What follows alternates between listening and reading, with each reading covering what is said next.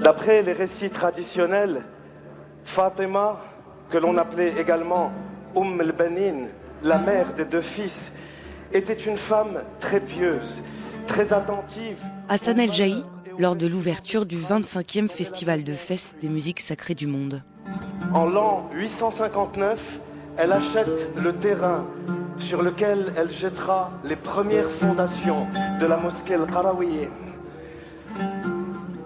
On raconte que Fatima aurait administré les travaux dans les moindres détails et même qu'elle aurait jeûné sans interruption pendant 2 ans, soit la durée totale de construction de la mosquée.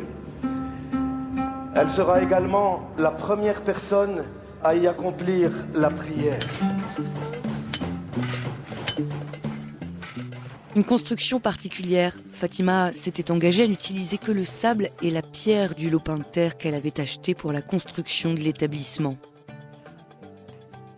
D'abord, Masjid Jami, un lieu spirituel pour les érudits et les théologiens.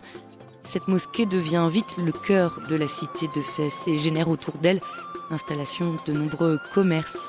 Elle regroupe aussi plusieurs disciplines essentielles.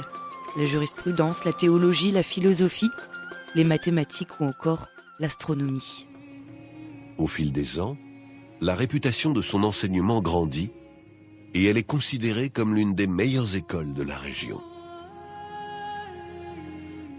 Et dans la fraîcheur de la fin de journée, on aperçoit souvent une vieille femme qui vient écouter les sages leçons des érudits de la mosquée. Al-Qarawiyyin joue aussi un rôle dans les relations culturelles et universitaires entre le monde islamique et l'Europe. Elle attire des étudiants et des étudiantes du monde entier, comme l'explique Naïma Benis, membre du Conseil des oulémas, au micro de nos confrères de 2M. Al-Qarawiyyin a été fondée par une femme et n'a jamais été consacrée qu'aux hommes, car la science était pratiquée à titre égal par les deux sexes. Il existait d'ailleurs des chaires scientifiques dédiées aux femmes.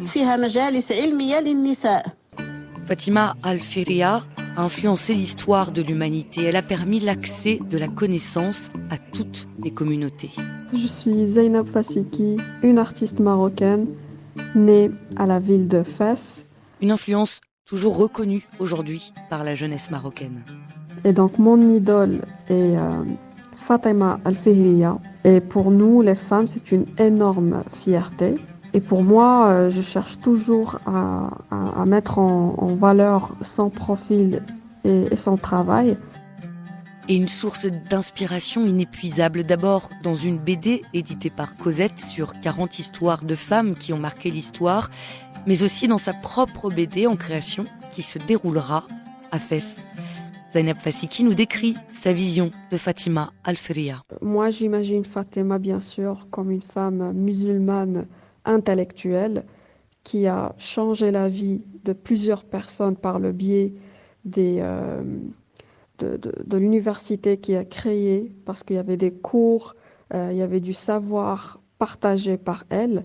Et ça, bien sûr, le meilleur cadeau qu'une personne peut donner aux prochaines générations. Il aura pourtant fallu attendre le XIIe siècle pour retrouver son histoire dans les écrits, ceux de l'historien Ibn Abizar, précurseur autour de ses prouesses. Ce mystère, ce manque de documentation, a poussé certains, aujourd'hui encore, à remettre en question son existence même. Mais au-delà des idéologies, des théories, Zainab Fassiki y voit, elle, un message. Honnêtement, durant toute l'histoire d'humanité, plusieurs femmes ont été exclues du domaine scientifique, littéraire, artistique, où il y a le système patriarcal qui a exprès exclu la présence de la femme, sous prétexte de son genre, tout simplement. Et donc, quand on voit des femmes fortes comme Fatima, on voit qu'il y a un espoir, que les femmes n'ont jamais été et n'ont jamais accepté cette inégalité, qu'on voit jusqu'aujourd'hui même. Et c'est pour cela que je mets en valeur toujours son travail pour dire aux femmes qu'on ne peut jamais accepter les inégalités, tout simplement. Aujourd'hui, totalement rénovée, les 6 écoles coraniques relevant de l'université ont retrouvé leur fonction d'origine. Elles ont été réhabilitées et elles accueillent une centaine d'étudiants d'Al-Qarawin.